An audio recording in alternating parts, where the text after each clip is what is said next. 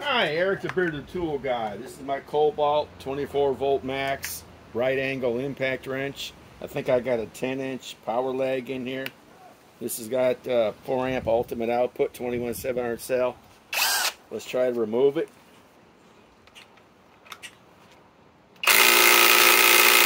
Okay, let's tighten it first.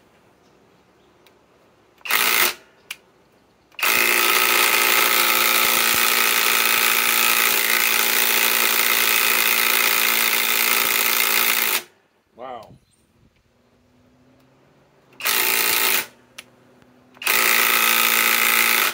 Let's try it on a different angle.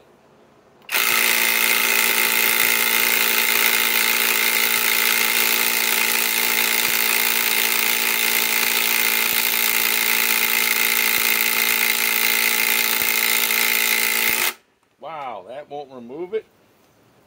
I can't remember what I even put it in with. Let me try to tighten it first.